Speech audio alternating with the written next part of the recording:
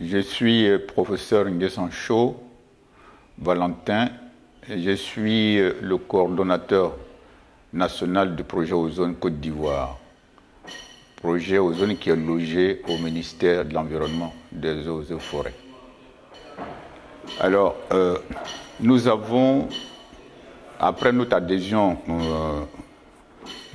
au protocole et aux amendements, nous avons fait un programme de pays qui a été approuvé en janvier 1994. Depuis 1994, nous avons mis des structures en place. Par exemple, le secrétariat national de l'ozone qui regroupe plusieurs partenaires et un bureau ozone qui est l'organe permanent. Alors, pour résumer un peu ce que nous avons dit, la première activité que nous avons menée d'abord, c'était la formation des techniciens du froid.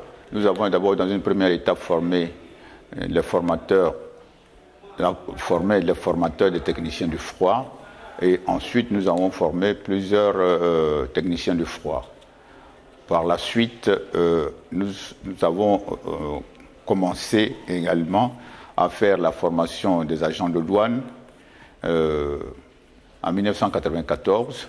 Ça, c'est dans le cadre du PGFF, c'est-à-dire le plan de gestion des fluides frigorigènes qui a été financé par la France.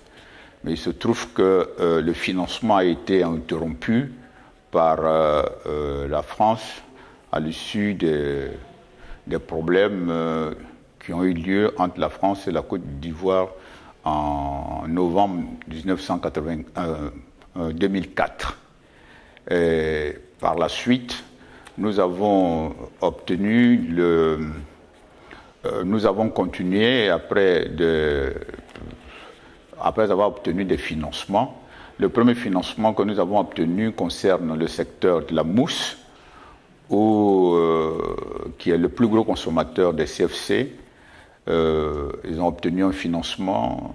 Il y a ensuite le secteur d'aérosols qui ont obtenu des financements. Et donc la mousse, aérosol, tout ça, on ne consomme plus les CFC 11, le CFC 12, tout ceci est terminé depuis, en suivant les calendriers. Bon, en dehors de cela, nous avons également, dès 2004, nous avons eu à travailler également sur le bromure de méthyle. Le bromure de méthyle est très important pour la Côte d'Ivoire parce que la Côte d'Ivoire est le premier producteur de cacao, troisième producteur de café. Donc, il y a eu des ateliers qui ont été organisés, des équipements qui ont été fournis, etc. Et aujourd'hui, on ne parle plus de bromure de méthyle, mais plutôt de la phosphine qui a remplacé le bromure de méthyle. Alors, actuellement, nous sommes en train de continuer toujours le TPMP. Nous avons fini la formation encore des agents de douane qui, eux, sont concernés par le fait qu'il y a des entrées frauduleuses aux frontières. Nous les avons formés, nous avons reçu des équipements, mais très tard, que nous sommes en train de distribuer aux agents de douane pour le contrôle.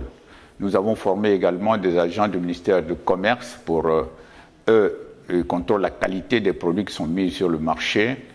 Et ensuite, nous avons formé beaucoup de techniciens du froid. Nous avons reçu des équipements que nous sommes en train de distribuer dans les différentes régions où nous avons organisé des ateliers. Dans le cadre du TPMP, nous avons organisé 10 ateliers de formation des techniciens du froid et puis 8 ateliers de formation des agents de douane. Actuellement, nous avons mené les enquêtes sur la consommation des HCFC. L'enquête est terminée, la rédaction aussi pratiquement terminée, et voilà le point sur lequel nous évoluons maintenant.